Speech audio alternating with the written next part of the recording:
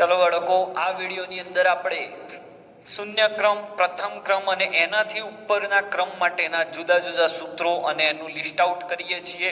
કેવી રીતે તમે ફસાઈ શકો છો એ બધી ચર્ચા આજે અહીંયા હું તમને શીખવાડવા જઈ રહ્યો છું. ઓકે, તો સૌથી પહેલા આપણે કમ્પેરિઝન થી ભણીએ. શૂન્ય ક્રમ, પ્રથમ ક્રમ અને એનમો ક્રમ. આના માટે જુદા જુદા સૂત્રો. તો સૌથી પહેલાનો વેગ, તો વેગ બરાબર કે કોઈ પણ સાંદ્રતાની 0 ઘાત એટલે શૂન્ય ક્રમ કહેવાય. પછી પ્રથમ ક્રમ, તો એના માટે વેગ બરાબર કે આર ની, આર એટલે પ્રક્રિયક ની 1 ઘાત. અને એનમો ક્રમ, તો વેગ બરાબર કે આર ની 2 ઘાત, સોરી એન ઘાત. આ ત્યારે જ લાગે છે આ સૂત્ર જ્યારે પ્રક્રિયામાં ભાગ લેતા બધા પ્રક્રિયકો સરખા હોય, નહીં તો નહીં ચાલે. ઓકે, આ વેગ. હવે વેગ અચળાંક નું સૂત્ર, તો કે બરાબર R0 minus RT by T.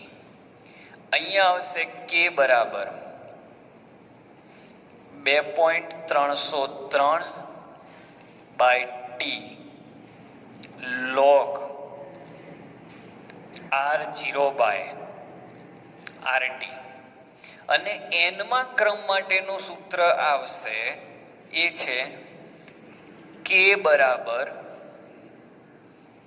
2.303 n minus 1 T log 1 upon r ની n minus 1 minus 1 upon R0 ની n માઇનસ 1. ઓકે, R એટલે ટી સમયે સાંદ્રતા અને R0 એટલે n શરૂઆતની સાંદ્રતા. એટલે દ્વિતીય ક્રમની પ્રક્રિયા હોય તો અહીંયા 2 આવશે, અહીંયા 2 આવશે, અહીંયા 2 આવશે. તૃતીય હોય તો અહીંયા 3 આવશે. ઓકે, આમાં સાંદ્રતાઓ આપેલી છે, દબાણ અને કદ આપ્યું હોય ત્યારે શું કરવું એ બીજા બોર્ડ વર્કમાં લઈએ છીએ. હવે આની આલેખની ચર્ચા કરીએ. તો આના માટે આલેખનો આપણે જોઈએ.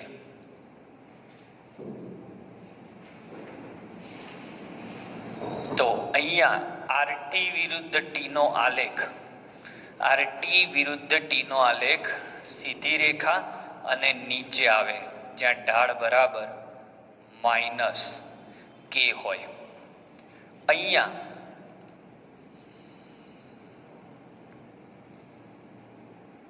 log RT વિરુદ્ધ T હોય, અહીંયા ઢાળ માઇનસ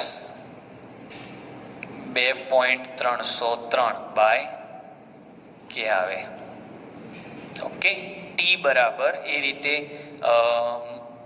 આવશે માઇનસ 2.303 ભાગ્યા કે. અહીંયા કે ઉપર આવશે, એ ભૂલ થઈ મારી, કે ઉપર આવશે કે અપોન 2.303. ઓકે, આ ઢાળનું મૂલ્ય થશે. હવે આ જે આલેખ છે એમાં ln કરી દઉં તો આ 2.303 પાછા નીકળી જાય, એ પણ તમારે ધ્યાન રાખવાનું રહેશે. આ આંતરછેદનનું મૂલ્ય છે એ log R0 આવશે. આના આલેખોની કોઈ ચિંતા નથી. હવે અર્ધ આયુષ્ય સમય, તો આનો અર્ધ આયુષ્ય સમય T1/2 બરાબર R0 બાય 2k એટલે શરૂઆતની સાંદ્રતાના સમપ્રમાણમાં હોય. આનો T1/2 0.693 ભાગ્યા કે હોય. એટલે આ જે પ્રથમ ક્રમનો જે T1/2 છે એ T1/2 એ શરૂઆતની સાંદ્રતા પર આધાર રાખતો નથી. ત્રીજી વાત કરું તો આના માટે તો T1/2 ચલે છે 1/r0 ની. હવે n-1 આવશે અહીંયા, એટલે nમો ક્રમ હોય એ n, ધારો કે શૂન્ય ક્રમ છે તો અહીંયા 0 મૂકી દો, પ્રથમ ક્રમ છે તો અહીંયા 1 મૂકો, દ્વિતીય ક્રમ છે તો અહીંયા 2 મૂકો. તો આટલા સૂત્રો અગત્યના છે. ઓકે, તો આટલું તો તમે સ્ક્રીનશોટ લઈ જ લો. પછી સાથે સાથે હું તમને 1-2 આલેખ આના શીખવાડી દઉં છું કે આનો T1/2 વિરુદ્ધ R0 નો આલેખ કે તો એ આ રીતે આવશે, કારણ કે T1/2 R0 ના સમપ્રમાણમાં છે. જ્યારે આના T1/2 વિરુદ્ધ આનો T1/2 વિરુદ્ધ R0 નો આલેખ તો R0 થી સ્વતંત્ર છે એટલે સીધી રેખા આવશે.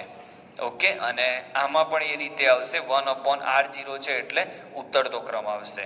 ઓકે, તો જેટલો R0 વધારે એટલો T1/2 વધારે રહેશે. બાકી બધા માટે દ્વિતીય, તૃતીય, ચતુર્થ ક્રમ માટે જેમ R0 વધશે એમ T1/2 ઘટશે, કારણ કે દ્વિતીય ક્રમ હોય તો n ની જગ્યાએ 2 મૂકવા પડે, એટલે 2 - 1 1 થાય, એટલે R0 છેદમાં જ રહી જશે. બરાબર, સ્ક્રીનશોટ લઈ લો, પછી બીજી ઘણી બધી મેથડો તમને શીખવાડું છું. કેટલાક અગત્યના સૂત્રો જે આપણી બુકમાં નથી આપ્યા. જો તમને રકમમાં, બહુ ધ્યાનથી સાંભળજો, જો તમને રકમમાં કદથી દાખલો ગણવાનો કીધો હોય કે ભાઈ શરૂઆતનું કદ આટલું છે, 5 મિનિટ પછી કદ આટલું છે, તો વેગ ગણો, તો વેગ અચળાંક ગણો, તો આ સૂત્ર આવશે, જેમાં અનંત સમયે કદ કેટલું હશે એ આપ્યું નહીં હોય. તો V0/VT જેમ R0/RT કરીએ છીએ એ જ રીતે. પણ કારણ કે આમાં શું હોય, આપણે કદને પણ સાંદ્રતા ગણતા હોઈએ છીએ. વાયુમય પ્રક્રિયાઓ માટે કદને પણ સાંદ્રતા ગણી શકાય. હવે અનંત સમયે કદ આપ્યા હોય કે ભાઈ આ પ્રક્રિયા અનંત સમય સુધી ચાલે છે અને એ વખતનું કદ આપેલું હોય, શરૂઆતનું પણ આપ્યું હોય અને ટી સમયનું પણ આપ્યું હોય, તો 2.303/t log અંતિમ કદ ભાગ્યા વપરાયેલ કદ એટલે V0-VT. ઓકે, ખાલી સૂત્ર માટે હતો. પછી A gas gives B gas વત્તા C ગેસ, તો પ્રક્રિયક તરફ 1 મોલ ગેસ હોય, નિપજ તરફ 2 મોલ ગેસ હોય, તો આ સૂત્ર લાગે 2.303/t log PI/2PI - PT, જ્યાં PI એટલે શરૂઆતનું દબાણ અને PT બરાબર ટી સમયે દબાણ. ઓકે, તો સ્ક્રીનશોટ લઈ લો આનો પણ.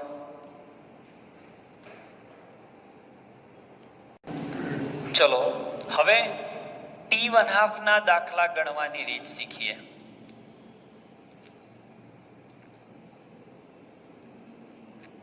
એમાં હું પહેલા ચોખવટ કરી દઉં, હું જે રીત શીખવાડું છું એ પ્રથમ ક્રમની પ્રક્રિયા માટે છે. ઓકે, પછી શૂન્ય ક્રમ અને પ્રથમ ક્રમમાં શું ડિફરન્સ છે એ પણ શીખવાડું. મજા આવશે જોજો T1/2 નો ટોપિક, કે એક અર્ધ આયુષ્ય સમય જાય એટલે સાંદ્રતા અડધી થાય, કારણ કે અર્ધ આયુષ્ય સમયની વ્યાખ્યા છે મૂળ સાંદ્રતાની અડધી સાંદ્રતા થવા માટે લાગતો સમય. પાછો x/2 છે એ ફરીથી અર્ધ આયુષ્ય સમય લે તો x/4 થાય, ફરીથી અર્ધ આયુષ્ય સમય લે તો x/8 થાય, ફરીથી અર્ધ આયુષ્ય સમય લે તો x/16 થાય. આ રીતે ચાલ્યા રાખે. ઓકે, એટલે દરેક તબક્કા જતા સાંદ્રતા અડધી થઈ જાય. એટલે આપણે એવું કહી શકીએ કે RT બરાબર R0 ના 2n જ્યાં n એટલે શું, જ્યાં n એટલે તબક્કાની સંખ્યા. શેના તબક્કા? શેના તબક્કા સાહેબ? તો તબક્કાનો મતલબ થાય છે n બરાબર આપેલ કુલ સમય, એક MCQ શીખવાડવાનું એટલે આવડી જશે, ભાગ્યા અર્ધાયુષ્ય સમય. જેમ કે તમને એમ કે એક પ્રક્રિયાની શરૂઆતની સાંદ્રતા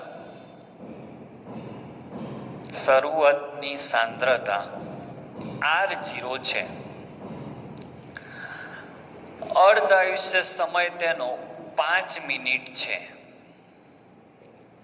એક અહીંયા લખવાનું રહી ગયું મારે. પ્રથમ ક્રમની, આ બહુ અગત્યનો શબ્દ છે. એક પ્રથમ ક્રમની પ્રક્રિયાનો અર્ધાયુષ્ય સમય, શરૂઆતની સાંદ્રતા R0 છે, અર્ધાયુષ્ય સમય 5 મિનિટ છે, તો 30 મિનિટ પછી સાંદ્રતા જણાવો. ઓકે, તો સૂત્ર લાગશે RT બરાબર R0 ના 2n ઘાત, અને જ્યાં n બરાબર કુલ સમય ભાગ્યા અર્ધાયુષ્ય સમય. તો કુલ સમય કેટલો? તો કુલ સમય આની અંદર કેટલો આપ્યો છે? 30 મિનિટ. અર્ધાયુષ્ય સમય કેટલો આપ્યો છે? 5. તો 6 પંચા 30 એટલે 6. એટલે તમે 5 5 5 5 5 કરીને 6 વખત એના ભાગ પાડશો, એટલે RT બરાબર R0 ના 2/6 ઘાત. એટલે 2 દુ 4 દુ 8 દુ 16 દુ 32 દુ 64. એટલે છેલ્લો જવાબ 64 આવશે, R0 ભાગ્યા 64. ઓકે, આ બહુ સરસ કોન્સેપ્ટ છે, બહુ ઈઝી મેથડ છે. આનાથી તમે ગમે તેવા દાખલા સોલ્વ કરી શકો છો. ક્લિયર? તો સ્ક્રીનશોટ લઈ લો, પછી શૂન્ય ક્રમ અને પ્રથમ ક્રમમાં ડિફરન્સ શું છે એ પણ શીખવાડું. Please take the screenshot. બાળકો, એક પ્રશ્ન ચલાવવા જઈ રહ્યો છું રાસાયણિક ગતિકીના શૂન્ય ક્રમ અને પ્રથમ ક્રમના અર્ધાયુષ્ય સમયને સમજાવવા માટેનો એક બેસ્ટ પ્રશ્ન છે. હવે આ જે હું પ્રશ્ન લેવા જઈ રહ્યો છું, આ પ્રશ્ન મોડર્ન પબ્લિકેશનનો છે અને મેં જ લખેલો છે. આ ચેપ્ટર આખું મોડર્ન પબ્લિકેશનમાં મારું લખેલું છે. તમે જોશો તો પણ ખબર પડી જશે. અહીંયા ચલાવેલી દરેક વસ્તુ એના સાઈડ બારમાં મેં આપેલી છે. એમાં મેં એક સરસ પ્રશ્ન એપ્લાય કરેલો છે. તો એ પ્રશ્ન તમારી સામે રજૂ કરું છું, જેથી કરીને તમને એક્ઝેક્ટલી ખ્યાલ આવશે કે આ ચેપ્ટર કેટલું સરસ છે જો સમજવામાં આવે તો. એક શૂન્ય ક્રમની પ્રક્રિયા અને પ્રથમ ક્રમની પ્રક્રિયા માટે સેમ રકમ તમને આપું છું કે ભાઈ 12 મોલમાંથી, મારી લખેલો પ્રશ્ન છે એટલે મને યાદ જ છે, 6 મોલ થવા માટે 20 મિનિટ લાગે છે. ઓકે, તો 12 મોલમાંથી 3 મોલ થવા કેટલો સમય લાગશે? અને એવો ને એવો પ્રશ્ન અહીંયા. ઓકે, અને અહીંયા આપણે માની લઈએ જે કદ બરાબર 1 લીટર આપ્યું છે. તો બાળકો 12 મોલમાંથી 6 મોલ થવા માટે 20 મિનિટ લાગે છે, એટલે અડધું થવા માટે 20 મિનિટ લાગી કહેવાય. ઓકે, તો અડધું થવા માટે 20 મિનિટ લાગી છે, એનો મતલબ એ થયો, સમજો, 12 મોલમાંથી 6 મોલ થવા માટે 20 મિનિટ લાગી છે, એનો મતલબ અર્ધાયુષ્ય સમય છે. તો 12 માંથી 6 થવા માટે 20 મિનિટ, તો 6 માંથી ફરીથી 3 થવા માટે બીજી 20 મિનિટ લાગે. તો કુલ સમય અહીંયા 20 મિનિટ વત્તા 20 મિનિટ બરાબર 40 મિનિટ થાય. કુલ સમય તમારી જોડે 40 મિનિટ થાય પ્રથમ ક્રમ માટે. પણ છોકરાઓ અહીંયા ભૂલ કરી દે છે. શૂન્ય ક્રમમાં આવું ના થાય. શૂન્ય ક્રમમાં આવું ના થાય. મોડર્નમાં હાયર ઓર્ડર થિંકિંગ સ્કિલમાં જેટલા પ્રશ્નો છે જોઈ લેજો. એમાં પાછળ જેટલા પણ સ્પર્ધાત્મક પરીક્ષામાં પૂછાયેલા પ્રશ્નોને આપેલું છે એ પણ મેં લખેલા છે, જ્યાં તમને બધા જ સોલ્યુશન નવી મેથડથી જ મળશે. બધા ઇઝીએસ્ટ મેથડથી મેં સોલ્વ કરેલા છે બધા ચેપ્ટરના. તો શૂન્ય ક્રમ માટે આ જ વસ્તુ લખું હું કે ભાઈ 12 મોલમાંથી 6 મોલ થવા માટે 20 મિનિટ લાગે છે. તો 12 મોલમાંથી 3 મોલ થવા માટે કેટલો સમય લાગશે? ઓકે, તો આમાં શું થશે બાળકો? તો 12 મોલમાંથી 6 મોલ, એની 20 મિનિટ એ તો ઓકે, પણ 6 મોલમાંથી જ્યારે 3 મોલ થશે ત્યારે શું થશે? ત્યારે આ 20 મિનિટ નહીં હોય, 10 મિનિટ હશે. અહીંયા ભૂલ થઈ જાય. કેમ આવું થયું સાહેબ? તો યાદ કરો, T1/2 નું શૂન્યક્રમ માટે T1/2 નું સૂત્ર હતું R0/2K. એટલે શરૂઆતની સાંદ્રતા પર T1/2 નો આધાર છે, એટલે R0 જેટલો વધારે એટલો T1/2 વધારે. તો જ્યારે 12 મોલ હતા ત્યારે અર્ધાયુષ્ય સમય 20 મિનિટ હતો, તો 6 મોલ હશે ત્યારે અર્ધાયુષ્ય સમય 20 મિનિટ નહીં હોય, કારણ કે શરૂઆતની સાંદ્રતા 12 મોલમાંથી 6 થઈ. કદ 1 લીટર છે એટલે 12 માંથી 6 થયા, એટલે અર્ધાયુષ્ય સમય પણ અડધો થઈ જાય. R0/20 ના 10 થઈ ગયા, એટલે અહીંયા કુલ સમય તમારે લાગશે 30 મિનિટ. એટલે તમારે રકમ પ્રોપરલી વાંચવાની કે રકમમાં પૂછેલો દાખલો એ શૂન્ય ક્રમ માટે છે કે પ્રથમ ક્રમ માટે, એટલે એ બેનો ડિફરન્સ પડે એટલા માટે જ મેં મોડર્નમાં આ પ્રશ્ન સ્પેશિયલ કેસમાં લખ્યો છે. અને પ્રશ્નમાં આવું લખ્યું છે કે આ ગણતરી શૂન્ય ક્રમ માટે પણ કરવી. ઓકે, તો તમે આ વિડીયોની અંદર જોયા પછી જો મોડર્ન યુઝ કરતા હોય તો એમાં તમે જોઈ શકશો. ક્લિયર? તો પ્લીઝ ટેક ધ સ્ક્રીનશોટ. ચલો, હવે વેગનો એક સરસ બીજો કોન્સેપ્ટ શીખવાડું, પછી તમને બધા જ દાખલા આવડી જશે જો આટલો પોઈન્ટ આવડી ગયો તો. વેગ બરાબર કે સાંદ્રતાની x ઘાત. તો અહીંયા જે છે એ પ્રક્રિયા ક્રમ કહેવાય. આ તો વેગ જ છે અને સાંદ્રતા છે. હવે જો વાયુરૂપ પ્રણાલી હોય તો વાયુરૂપ પ્રણાલી માટે જે પ્રક્રિયામાં વાયુ ભાગ લેતો હોય તો વાયુરૂપ પ્રણાલી માટે સાંદ્રતાને બદલે દબાણ લેવાય છે. સાંદ્રતાને બદલે દબાણ લેવાય છે. તો હવે વેગ લખાશે વેગ બરાબર કે દબાણની x ઘાત. હવે જો તમને કદ આપ્યું હોય તો ડખો પાછો, તો જેમ કદ બમણું થાય ધારો કે, તો દબાણ અડધું થાય. આ ધ્યાન રાખવાનું. જો કદ 4 ગણું થાય તો દબાણ ચોથા ભાગનું થાય. જો કદ અડધું થાય તો દબાણ બમણું થાય. આ વસ્તુનું ધ્યાન રાખવાનું. એટલે રકમમાં તમને દબાણ આપ્યું છે કે કદ આપ્યું છે એ ધ્યાનમાં રાખીશું. તો આ સૂત્રના પણ આપણે ઘણા બધા MCQ શીખવાના છીએ, એટલે આનો પણ સ્ક્રીનશોટ લઈ લો. આના પછી માત્ર 2 મિનિટનો એક જબરજસ્ત કોન્સેપ્ટ શીખવાડી દઈશ. સ્ક્રીનશોટ લઈ લો. આનો લેવાઈ ગયો? ઓકે.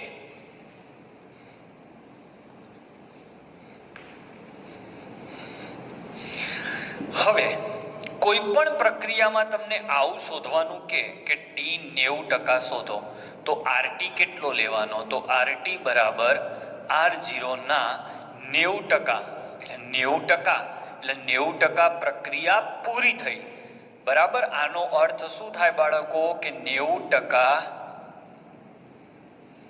પ્રક્રિયા પૂર્ણ થઈ. 90% પ્રક્રિયા પૂરી થઈ તો 10% બાકી રહી. તો અહીંયા 10 લખવાના. 10/100.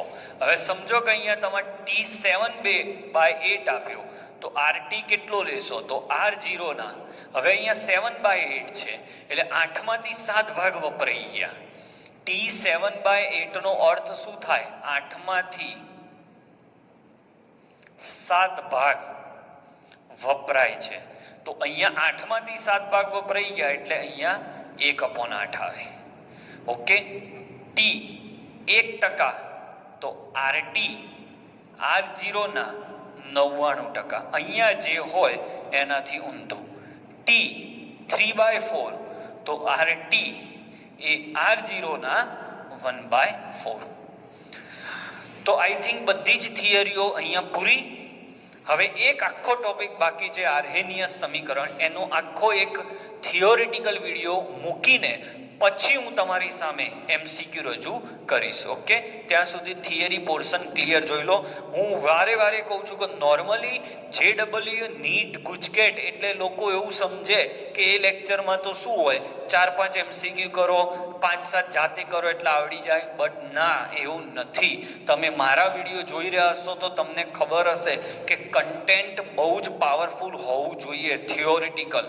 જો થિયરી તમારા મગજમાં ક્લિયર ના હોય તો MCQ 50 કર્યા હોય પણ 51મો આવે એ ના આવડે. જેમ કે 50 MCQ પ્રથમ ક્રમના કર્યા પણ છેલ્લો 51મો જે પૂછાય એ શૂન્ય ક્રમનો પૂછાય, તો ત્યારે આ થિયરી મારી ભણેલી હોય તો તમારા કામમાં આવશે. એટલે તમને કોક વાર લેક્ચર બોરિંગ લાગે, બોરિંગ ત્યારે જ લાગે જ્યારે એમાં કંઈક કન્ટેન્ટ હોય. કન્ટેન્ટ ના હોય તો જલસા, એક MCQ લખ્યો સોલ્વ કર્યો, બીજો લખ્યો સોલ્વ કર્યો, એવું પણ કરવું પડે. હું ના નથી પાડતો કે એ ખોટું છે, પણ જ્યાં સુધી થિયોરિટિકલી તમે પાવરફુલ નથી ત્યાં સુધી એ વસ્તુનો કોઈ ઉપયોગ નથી. આ મારું માનવું છે. હું હંમેશા કહું છું, I am not a best teacher, I am trying my best. હું ક્યારેય એવું નથી કહેતો કે I am master or I am best, but try તો જરૂરથી કરવો જોઈએ કે છોકરાઓ સુધી પ્રોપર વસ્તુ પહોંચે. એટલા માટે હું થિયરી પોર્શન પણ લેતો હોઉં છું. આઈ હોપ કે તમને વિડીયો ગમતા હશે. લાઈક ના કરશો, સબસ્ક્રાઇબ ના કરશો, શેર ના કરશો ચાલશે, પણ વિડીયો આખા જુઓ. ઓકે, સ્ક્રીનશોટ લઈ લો.